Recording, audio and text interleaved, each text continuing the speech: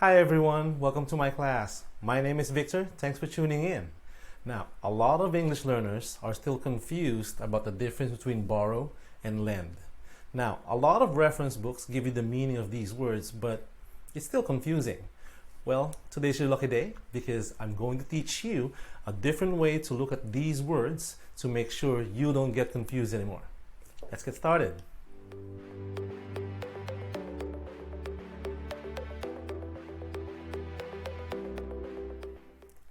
So, most reference books will tell you that borrow actually means taking something temporarily.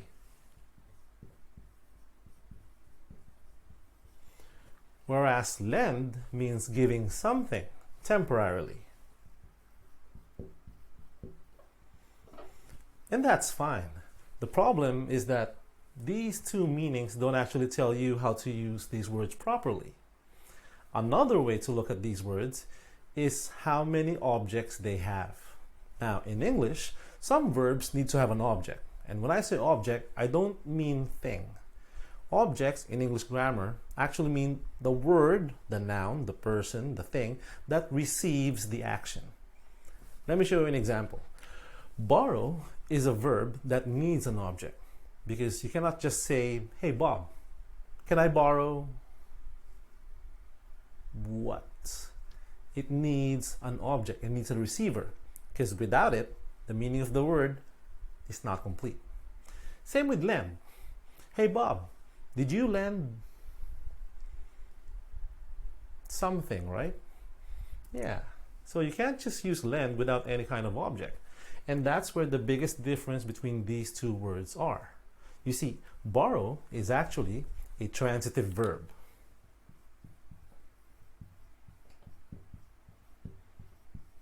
Now, transitive verbs are verbs that have one object.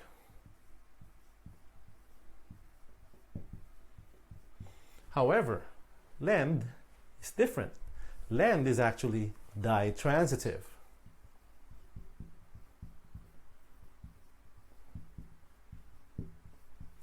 Now, ditransitive verbs have two objects.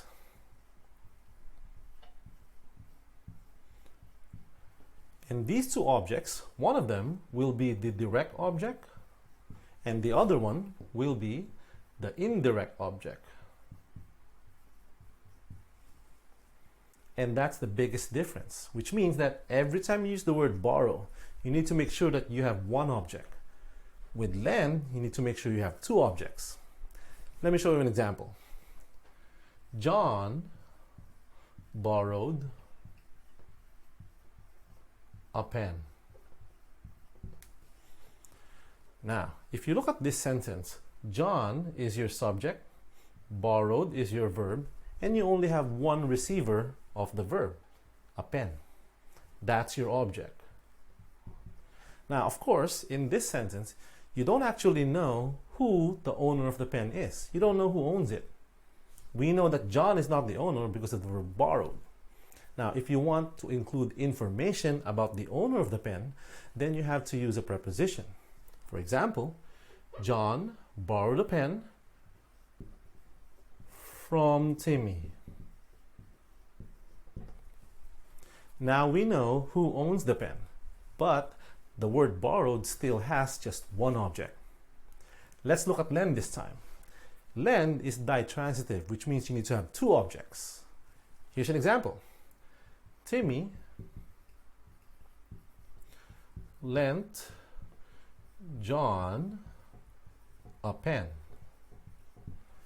Now, in this sentence, Timmy is now your subject. Lent is your verb.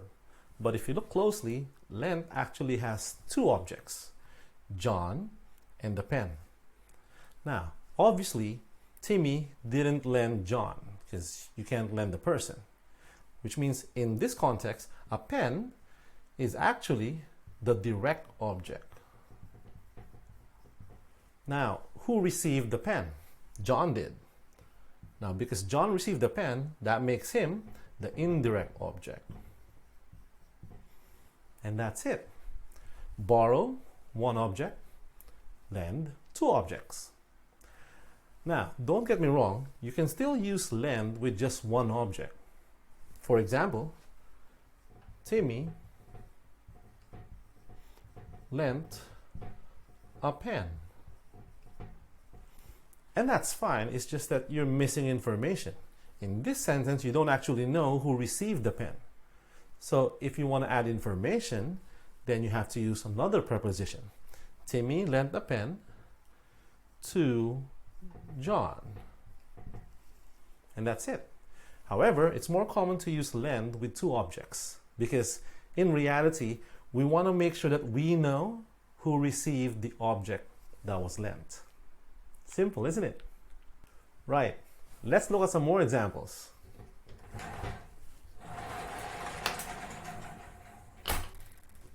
So, example number 1. Alex borrowed money. In this sentence, you're using the word borrowed and you only have one object. Now, if you want to add information about the owner of the money, then you have to use a preposition. Alex borrowed money from the bank. In this sentence, you already know who owns the money because you used that preposition. Next one, the bank lent Alex money. So you're using the word lent, but this time you've got two objects, Alex and money. Money is your direct object, Alex is your indirect object. Next example, can I borrow your notebook? You're using the word borrow, and then in this sentence, one object, your notebook. Can you lend me your notebook? Now you're using the word lend, which means you need to have two objects. Me, your notebook. Your notebook is the direct object. Me, indirect object. Last example. Amy will borrow her parents' car. Again, you're using the word borrow, but you only have one object here, her parents' car. Amy's parents will lend her their car. You're using the word lend, and again, you've got two objects, her and their car. Their car is the direct object, her is the indirect object. Okay, quiz time. Here are 3 different sentences. I'd like you to complete the gaps with borrow or lend. Feel free to pause the video as you answer the questions.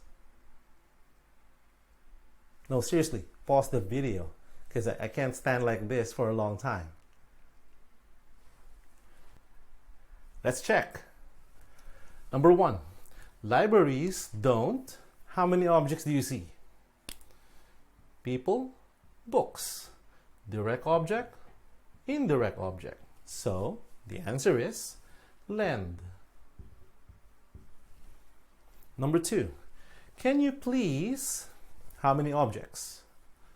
Mom's laptop, one object. So borrow. I would, how many objects? You, mine.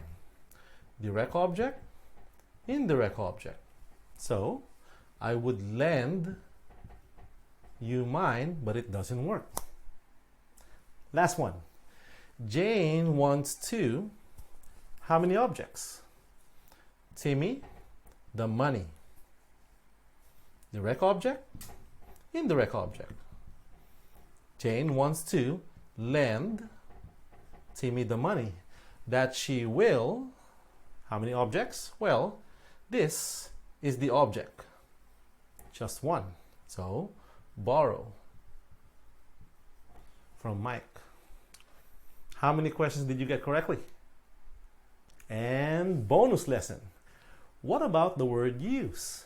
When do we use borrow? When do we use lend? And when do we use the word use? It's actually quite simple. It's based on the context. You can't actually borrow or lend things that you cannot move. So, if the thing is something that you can't move, you use the word use. For example, washing machine. Imagine, you go to a friend's house, you've got dirty clothes. Do you borrow their washing machine? You ask them to lend you their washing machine? Well, you don't actually move the washing machine, so you ask them, can I use your washing machine?